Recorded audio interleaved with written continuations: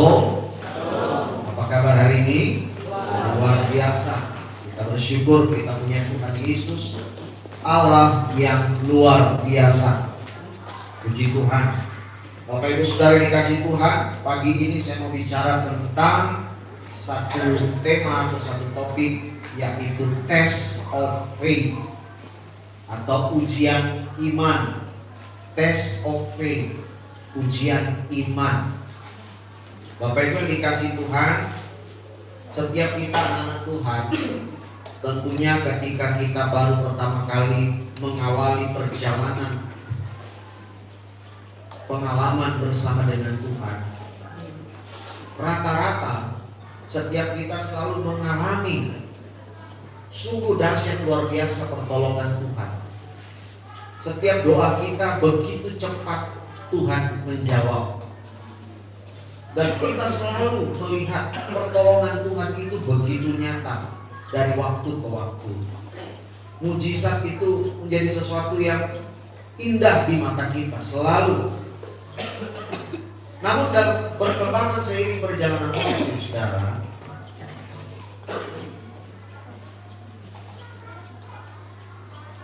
ada yang terheran-heran, Tuhan, kenapa kok dulu Tuhan begitu sering cepat menjawab doa saya, sekarang kok doa itu jawabannya terasa begitu lama, begitu lambat. Tuhan, mengapa pergumulan ini kok begitu sering datang bertubi-tubi, dan seringkali jalan keluarnya sepertinya tidak ada. Dan masih banyak segudang pertanyaan yang muncul di dalam diri kita. Bapak Ibu yang dikasih Tuhan, itulah yang dinamakan test of faith, ujian iman. Tuhan tidak mau kita terus-menerus menjadi bayi-bayi rohani. Tuhan tidak mau kita terus menjadi anak-anak Tuhan yang hanya tahunya apa yang kita minta langsung Tuhan berikan. Tetapi Dia mau kita terus bertumbuh dan terus bertumbuh menjadi dewasa di dalam rohani kita. Dan tujuan ujian iman itu supaya menghasilkan iman yang murni, pure of faith, iman yang murni kepada Tuhan. Allah mau supaya di dalam kita mengikut Kristus, kita semakin harus memiliki iman yang murni. Artinya begini Bapak Ibu, Tuhan ingin melihat hati saudara dan saya. Apakah kita mengikut Kristus hanya semata-mata karena mengejar berkat-Nya atau pribadinya? Kita mengasihi Kristus apakah hanya karena kita ingin sesuatu yang kita ingin dapatkan dari Dia, atau karena memang murni hanya karena pribadinya? Nah, ini yang akan kita lihat Bapak Ibu. Kita akan sedikit check up rohani kita. Kita baca dulu firman Tuhan di dalam Ulangan, kitab Ulangan, Ulangan pasalnya yang ke-8,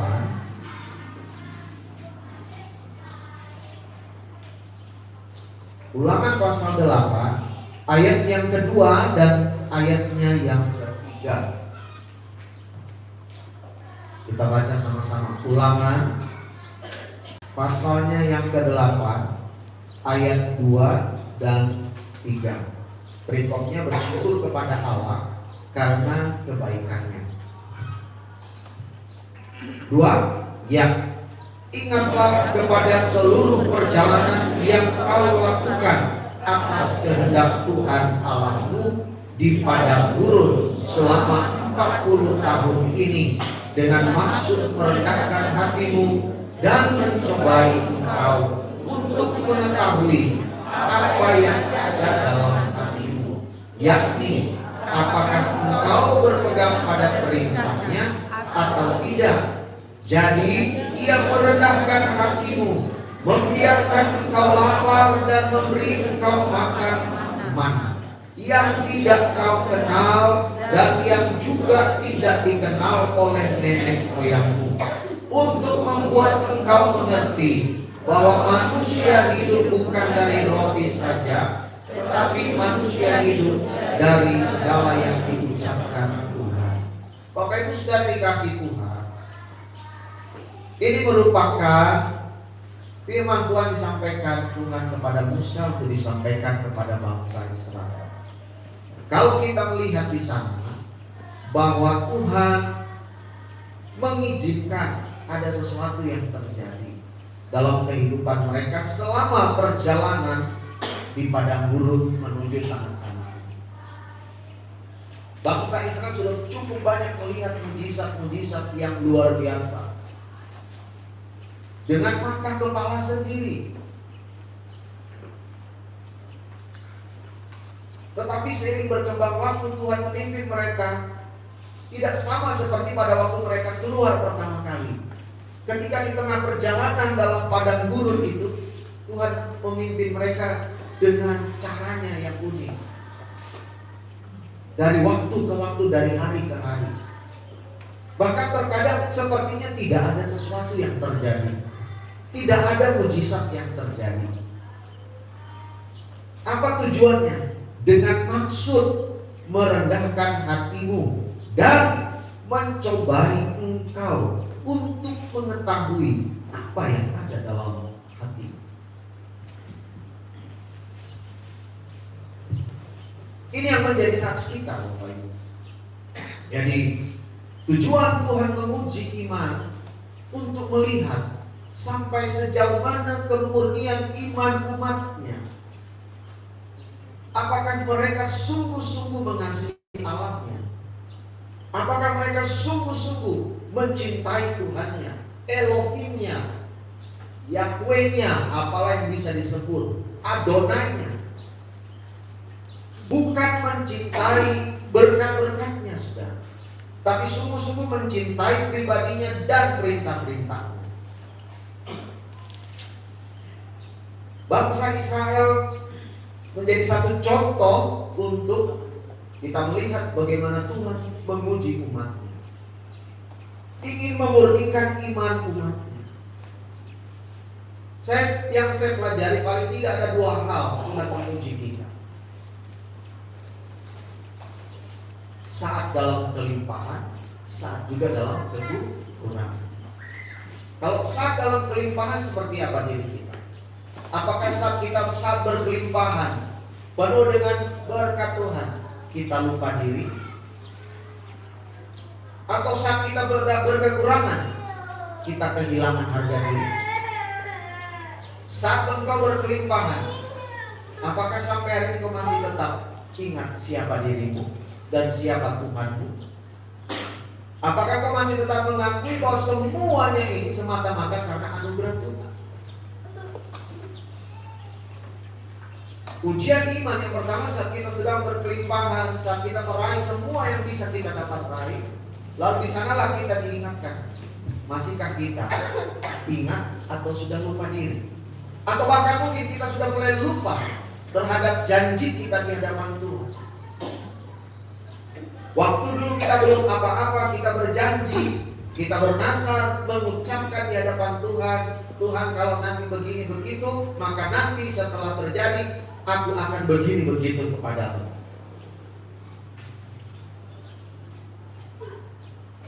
Itu sebuah janji, nasar itu janji. Nah, apakah itu janji itu digenapi? Bapak Ibu, kalau engkau sudah pernah bernasar, berjanji di hadapan Tuhan, dan Tuhan sudah menolong engkau, sampai hari ini kalau engkau belum tepati janji. Sebab Alkitab katakan pengkhotbah Tuhan memandang bersalah orang berjanji tapi tak menepati. Janji kepada manusia tidak ditepati aja sudah bagaimana rasanya? Apalagi Tuhan yang adalah pemilik kehidupan. Janji kita kepada Tuhan Raja Daud berkata bahwa dengan apa akan kubalas kebaikan Tuhan? Salah satunya, aku akan mengangkat piala keselamatan. Yang kedua, aku akan membayar nasarku kepada Tuhan. Nah, ujian iman seringkali itu datang ke sana untuk mengingatkan kita. Apakah kita sudah lupa diri? Yang kedua, sudah lupa dengan janji-janji kita di dalam Tuhan. Bahkan bukan hanya janji soal karena sesuatu, tetapi waktu kita berkomitmen memutuskan untuk menjadi milik Kristus, ketika kita berdiri di hadapan saksi dan kita mengucapkan pengakuan bahwa saya mau iring Yesus sampai selama-lamanya, adakah itu terjadi? Saya mau memberi hidup untuk dipakai oleh Tuhan seluas-luasnya, menjadi mezbah yang terbakar habis, menjadi korban yang terbakar habis di atas mezbahnya, untuk menjadi keharuman namanya. Adakah itu terjadi? Mari kita ingat-ingat kembali, Bapak Ibu. Memang seringkali perjalanan waktu membuat kita mulai lupa. Pagi ini firman Tuhan datang mengingatkan yang sudah lupa atau yang sudah mulai melupa-lupakan. Ayo, tepati janji saudara. Lalu yang kedua, Tuhan juga menguji iman kita dalam bentuk apa? Ketika kita sedang kekurangan, apakah kita kehilangan harga diri? Apa maksudnya, Pak Pendeta? Berapa harga diri saudara dan saya? Berapa? Harga diri Bapak Ibu saudara dan saya, nilainya adalah darah Kristus. Kamu telah ditebus dari cara hidupmu yang sia-sia yang kamu warisi oleh nenek moyangmu. Bukan dengan emas perak atau barang yang mana, tetapi dengan apa? Darah Kristus. Kita udah dibayar, kita udah dibeli. Bahkan bukan karena kita pantas kita dibeli, kita dipilih, kita diselamatkan, ditarik dari dunia kegelapan masuk pada terang Kristus, bukan karena kelayakan kita. Gak ada satupun yang memenuhi standar kriteria itu. Tetapi kita dipilih karena maka kasih Kristus semata-mata. Bahkan kita katakan sebelum dunia dijadikan kita sudah dipilih. Amin. Itu kan luar biasa. Dan pemilihan Tuhan itu tidak bersyarat. Itu semata-mata karena kasih karunia-Nya. Ini selalu saya sampaikan. Itulah Injil, itulah the gospel. Kenapa? Kita harus ingat itu. Supaya apa? Supaya kita tetap teguh, setia, memegang, berjalan bersama dengan Tuhan. Iman kita tidak akan berubah. Seperti seorang hamba Tuhan yang menciptakan suatu saat dia mengalami penganiayaan yang berat, dan harus memutuskan ikut Yesus atau tidak. Ketika di matanya anak-anak istrinya dianiaya, dia berkata, mengikuti keputusanku, mengikuti Yesus, keputusanku. Anak-anaknya disiksa. Mengikut Yesus, keputusanku. Istrinya dianiaya. Kota ikan dalam kepedihan sakit tapi dia tetap terus memutuskan itu.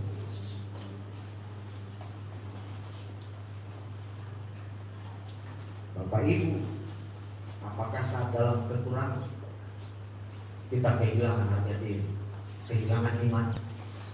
Jangan tukar imanmu, jangan jual murahan karena itu sangat mahal. Tapi tidak sedikit banyak orang Kristen yang tinggalkan imannya, menjual begitu saja imannya hanya karena dunia ini. Kristus sudah mati di atas kayu salib, menjadi terhina hanya karena kita menjualnya. Jangan pernah izinkan itu terjadi. Bapak Ibu, orang tua yang punya anak, ingatkan selalu anak kita, jangan tukarkan Kristus dengan apapun yang dapat dunia tawar. Jangan kehilangan harga diri kita. Harga diri kita Kristus. Kita udah gak punya lagi, hanya Kristus itulah. Karena saudara sudah milik Kristus, bukan milik siapa-siapa lagi. Lalu apa yang maksud dengan jangan kehilangan harga diri? Jangan sampai kehilangan kesaksian hidup kita. Kesaksian hidup saudara dan saya.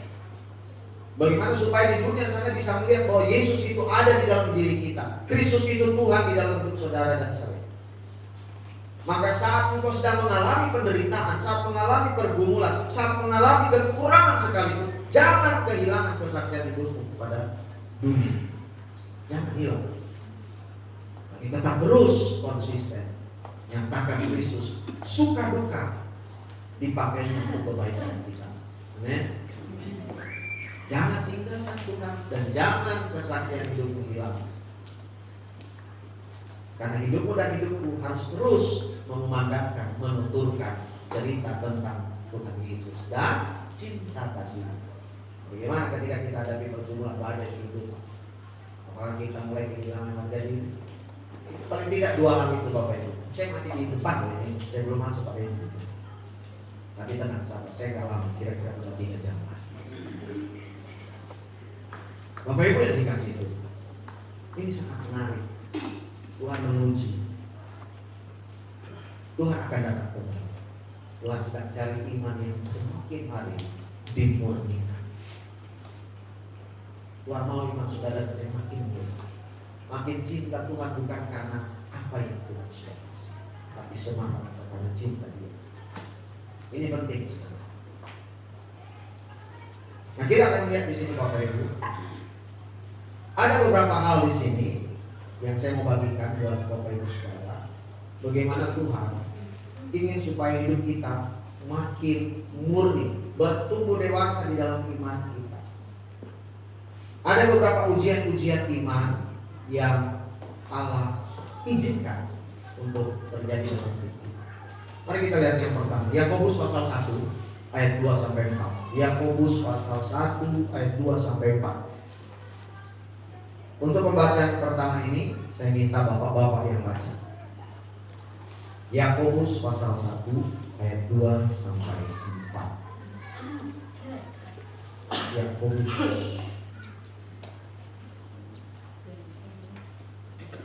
Silakan, sudah dapat Bapak 1, 2 ya.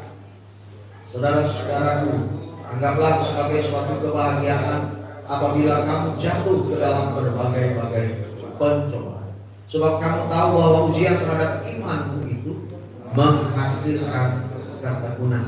Dan biarkanlah ketekunan itu memperoleh buah yang matang, supaya kamu menjadi sempurna dan utuh dan tak kekurangan suatu apapun. Haleluya. Bapak Ibu yang dikasih Tuhan, iman kita diuji melalui masalah atau tantangan dalam kehidupan. Iman kita akan dimurnikan oleh Tuhan melalui apa? Melalui pergumulan hidup, tantangan. Saudara-saudaraku, anggaplah sebagai suatu kebahagiaan apabila kamu jatuh ke dalam berbagai-bagai pencobaan. Sebab kamu tahu bahwa ujian terhadap iman itu menghasilkan ketekunan. Di situ ada kata berbagai-bagai pencobaan. Apa bedanya pencobaan dan ujian?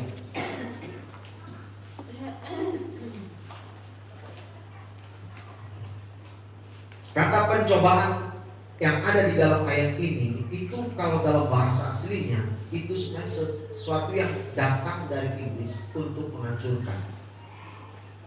Jadi pencobaan itu datang dari setan atau iblis dengan tujuan hanya satu, menghancurkan, meruntuhkan iman saudara dan saya. Pencuri itu datang untuk mencuri, membunuh dan membinasakan.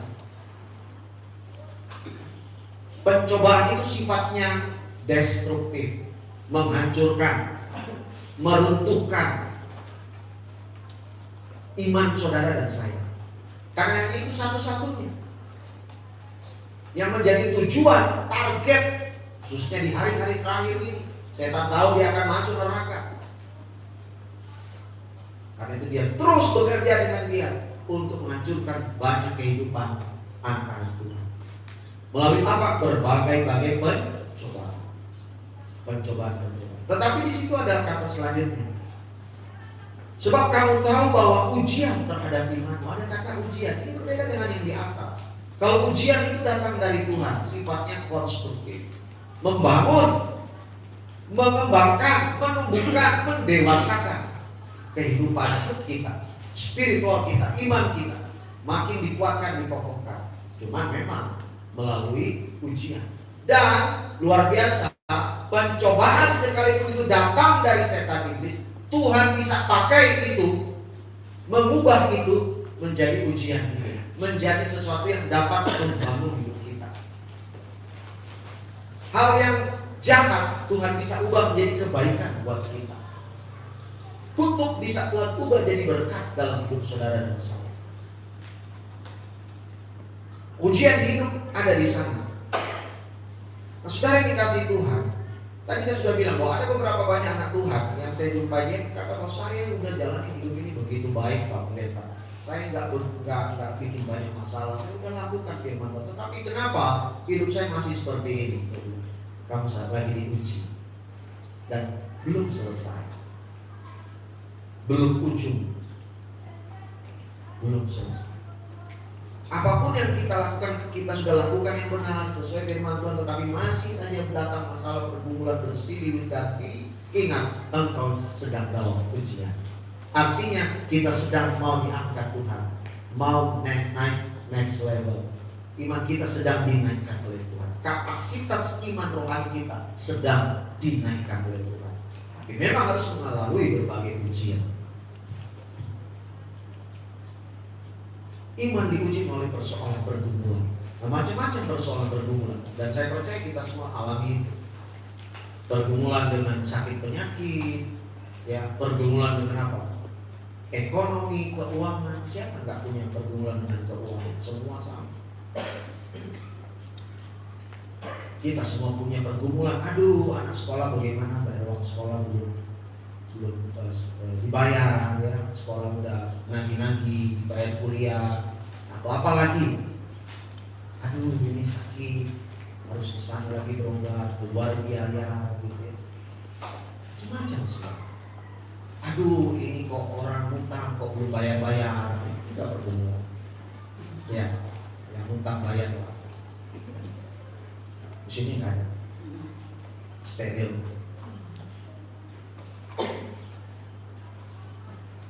Bapak Ibu, banyak sekali kalau kita mau hitung pergumulan-pergumulan, dan saya tidak tahu pergumulan Bapak Ibu. Tetapi ingatlah bahwa semua itu bisa datang itu untuk menguji iman kita.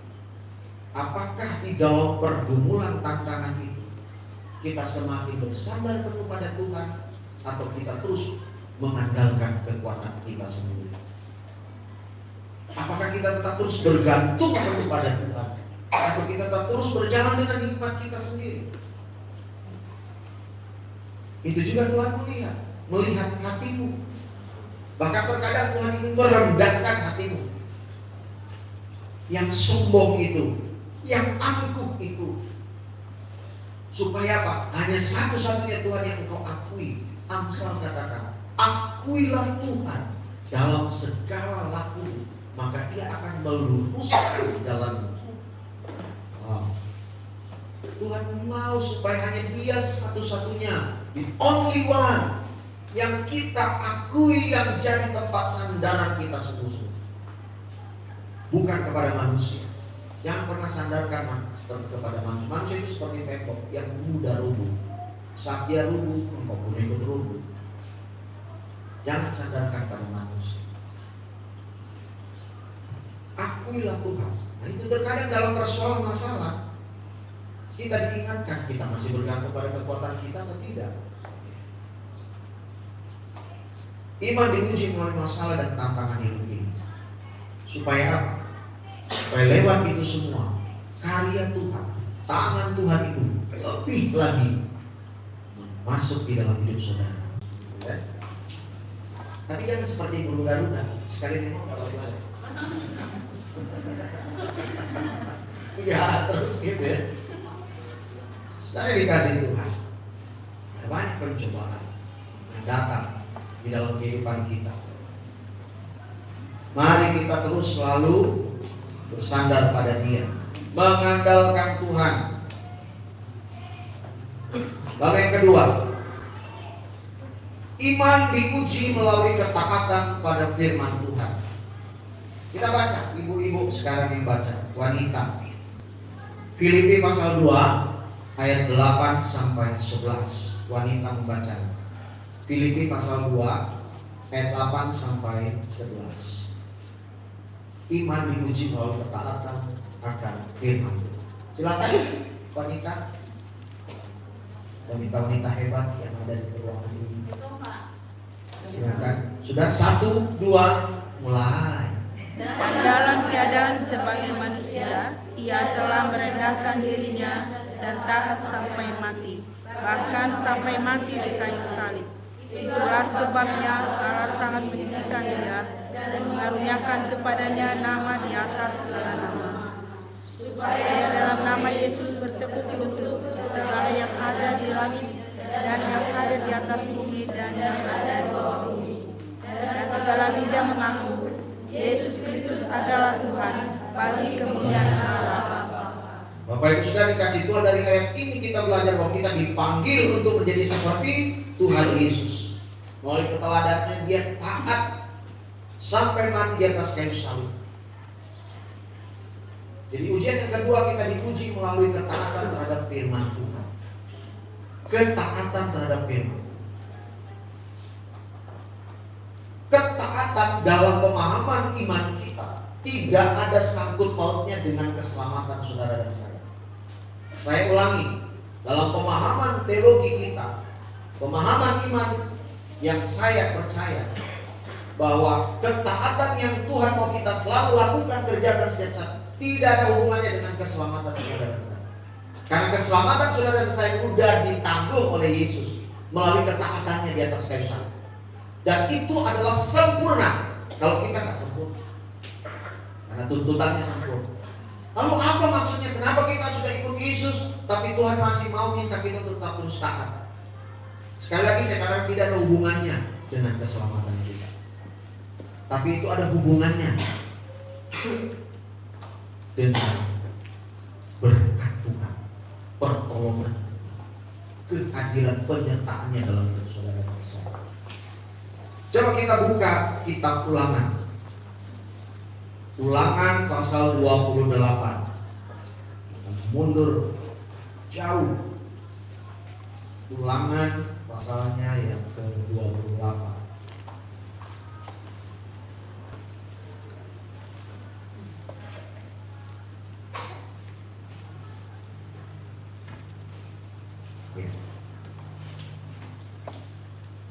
Kita baca sama-sama ayat 1 terlebih dulu.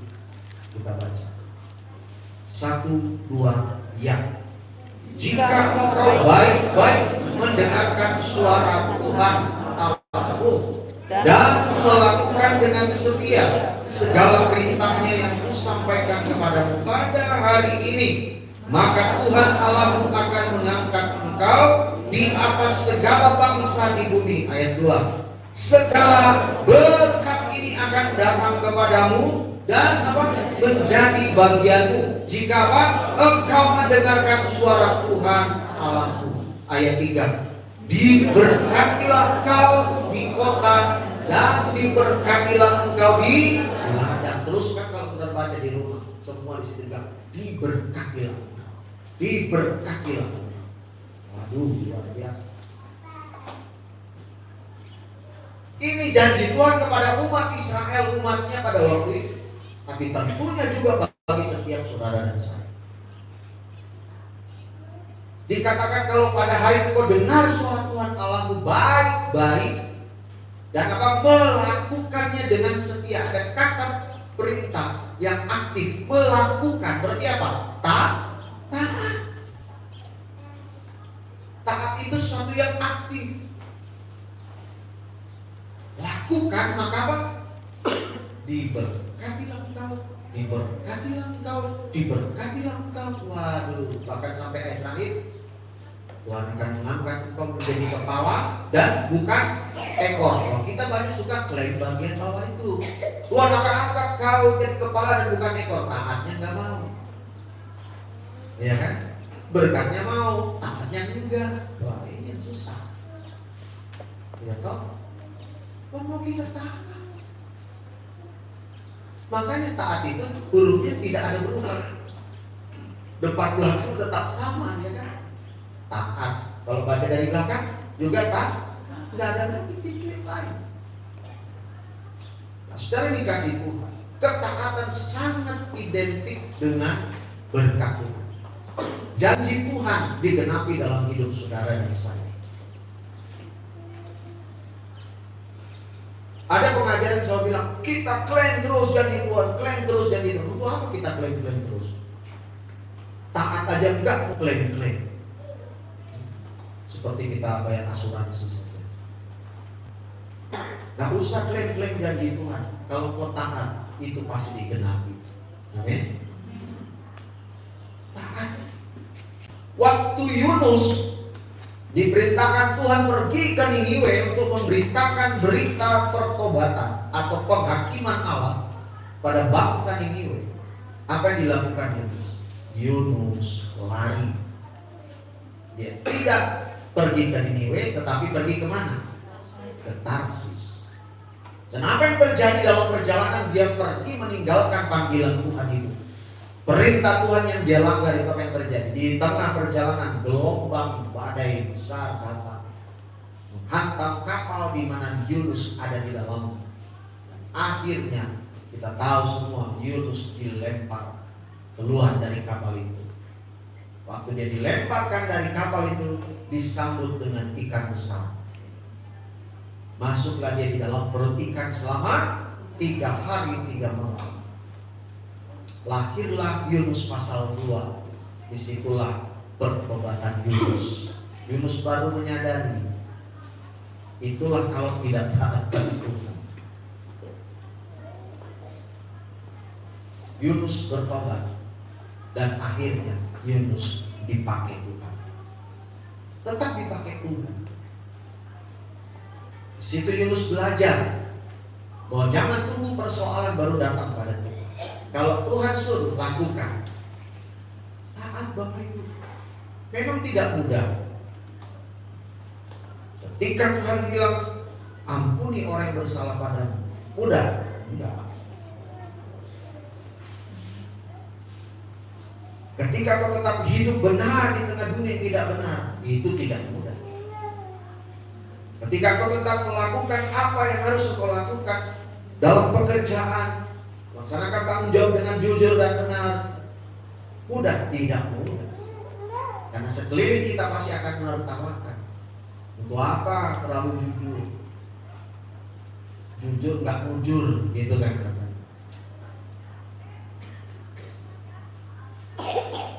Sekarang dikasih Tuhan. Inilah pergumulan kita, ujian iman kita di dalam ketaatan pada firman. Tetapi bagaimana ketika saudara tetap mengalami sukacita di dalam ketaatan pada Tuhan?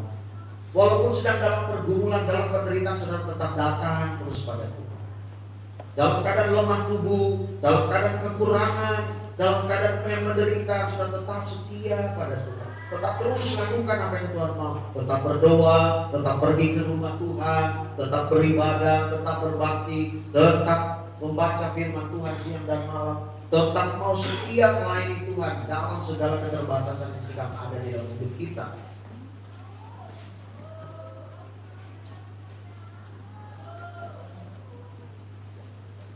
Bapak Ibu yang dikasih Tuhan, iman diuji melalui ketaatan pada firman.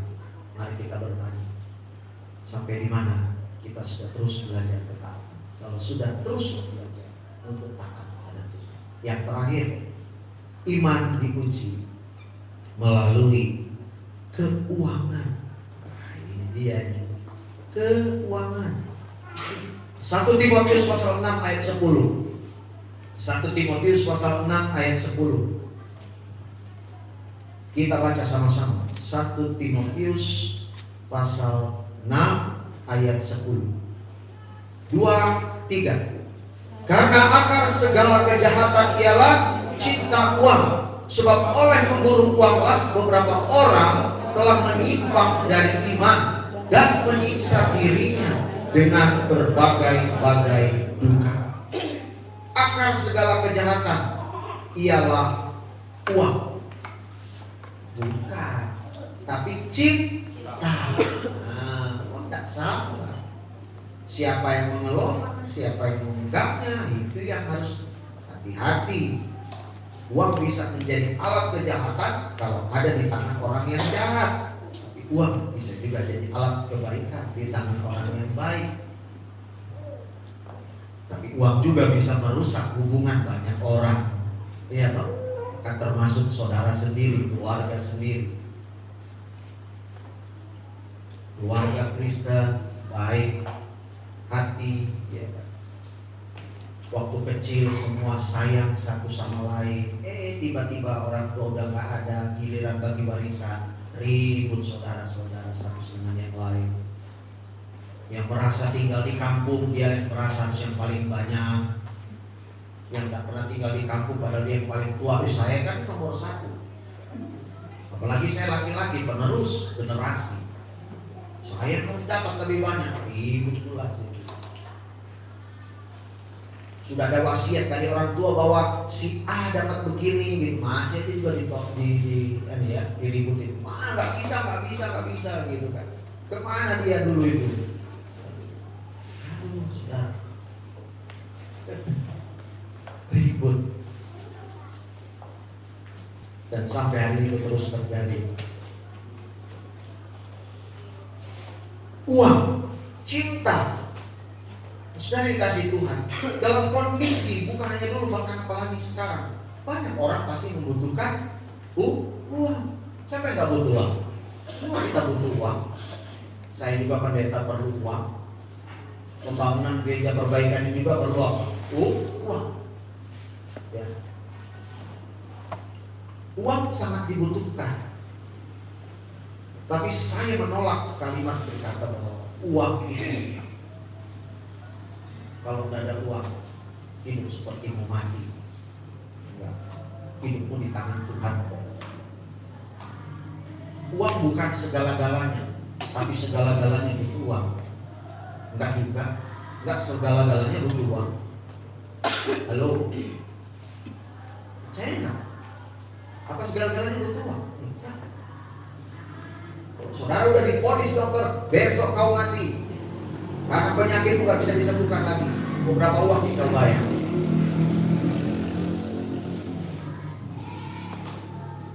Nggak ada, biar sekaya apapun, konglomerat apapun di muka bumi ini gak bisa bayar itu. Kenapa sih itu? Apa uang segala-galanya? Karena uang gak bisa beli nafas hidup saudara dengan saya. Siapa yang kasih gratis 24 jam kita hidup? Siapa yang kasih gratis enak tenang gitu? Apalagi ditambah dengan yang agak-agak sedikit berasap. Bersama dengan asap yang masuk, bersama dengan keluar, seperti itu pergumulan keluar. Itu katanya.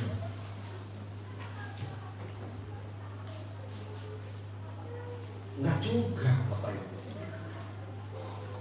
Uang bukan segala-galanya, tapi siapa segala-galanya? Tuhan segala-galanya. Itu prinsip, jangan pakai adopsi prinsip dunia itu.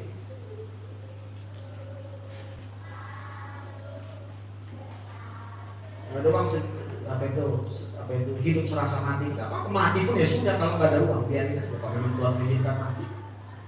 Iya kan? Ada uang banyak pun kalau Tuhan izinkan mati nggak? Mati loh. Biar kok kita punya setumpuk uang segudang, kalau Tuhan bilang mati hari ini mati. Pulang kau, pulang. Tunggu sebentar Tuhan. Bentar dulu, aku mesti cek dulu berapa banyak yang masih ada. Nggak ada urusan itu. Mati, pulang. Jadi apa? Aku bilang uang segala-galanya. Dalam menyelesaikan persoalan pun tidak semuanya bisa diselesaikan dengan uang. Ya. Malah lebih berbahaya lagi kalau ada sesuatu banyak persoalan diselesaikan dengan uang, itu lebih berbahaya lagi. Ya, ada juga yang berbahaya. Bapak Ibu yang dikasih, kita diuji melalui juga keuangan. Artinya apa? Apakah hati saudara dan saya melekat kepada Tuhan atau kepada uang? Cinta uang. Ingat, di mana hartamu berada, di situ hatimu berada. Kita diuji di sana. Apakah kita cinta uang atau tidak? Hati kita kepada Tuhan Kristus, kepada firman-Nya, atau kepada uang? Orang yang cinta uang, dia akan menghalalkan segala cara untuk mendapatkannya. Amin. Jangan diaminkan itu. Ya, orang yang cinta uang, dia akan mendapatkan segalanya dengan berbagai macam cara. Tidak peduli caranya seperti apa. Mulai dari terima gratifikasi, wah itu bahasa agak tinggi. Terima salam tempel, sogok menyogok, ya, suap menyuap, ya. Buat laporan palsu. Nah, Bapak Ibu tahu ya. Hati-hati. Tuhan sedang menguji, memurnikan hati. Apakah kita cinta Tuhan dan firman, hukum-hukumnya, atau kita sudah mulai masuk ke sana, cinta akan uang? Jangan, Bapak. Uang kita perlu, sangat perlu. Tapi jangan sampai cinta uang. Dan gara-gara itu yang saya bilang tadi, dalam kekurangan engkau kehilangan harga diri. Ya, jangan kehilangan harga diri. Kalau nggak ada uang ya sudah, nggak apa-apa. Tapi jangan kehilangan harga diri. Jangan nipu orang sana, Pak. Tolong, ada orang tua beli kampung sakit, Pak. Mamaku sakit, Pak. Tolong, aku nggak ada uang itu. Aku cuma sekian, mereka perlu berobat begini. Tolong Bapak, Pak, nanti aku kembalikan uangnya pada waktu gajian ini, Pak. Kasih bukunya, buku tabungan dikasih sama ATM-nya, supaya nanti kalau gajian langsung kita pergi ke ATM ambil uangnya, potong, nggak apa-apa, Pak. Begitu dikasih pinjam, ya, selesai. Lalu apa yang terjadi? Pas gajian ATM keluar, mana uangnya kok nggak keluar? Jangan kan uang yang keluar, ATM-nya aja pergi. Ini salah sudah nggak jelas. Di telepon, kok bilang ini ATM tahu gitu. Oh iya betul, nomor PIN-nya katanya ini gitu. Ternyata nggak juga. Nipu kan? Jangan seperti itu.